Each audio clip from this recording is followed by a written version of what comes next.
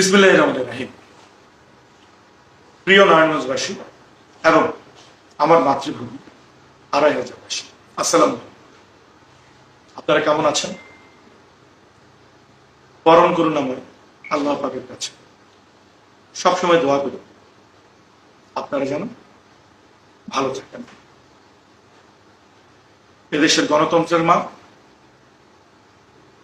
আপসীর নেত্রী, বিএনপির চেয়ারপারসন দেশনেত্রী বেগম খালেদা জিয়া এবং আমার রাজনৈতিক অভিভাবক, এদেশের লাখো কোটি মানুষের স্পন্দন, বাঙালি জাতির প্রাণের নেতা, এদেশের বীর, বিএনপির অ্যাক্টিং চেয়ারম্যান দেশনায়ক তারেক রহমানের পক্ষ থেকে আপনাদেরকে ঈদুল আজহার শুভেচ্ছা ও অভিনন্দন। ত্যাগের মহিমায় মহিমান্বিত প্রতি বৎসর ঈদুল আজহা আমাদের মধ্যে ফিরে আসে।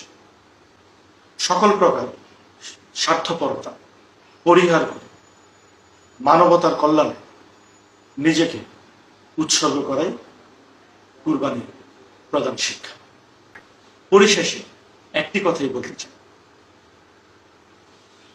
আপনাদের আমাদের সবার পছন্দের নেতা, এদেশের বীর দেশনায়ক তারেক রহমান আপনাদের হারিয়ে যাওয়া গণতন্ত্র পুনরুদ্ধার করে আপনাদের কাছে ফিরিয়ে দিবেন এবং আপনাদের ভোটের অধিকার আপনাদের কাছে ফিরিয়ে দিবেন। এই ঈদের আনন্দের দিন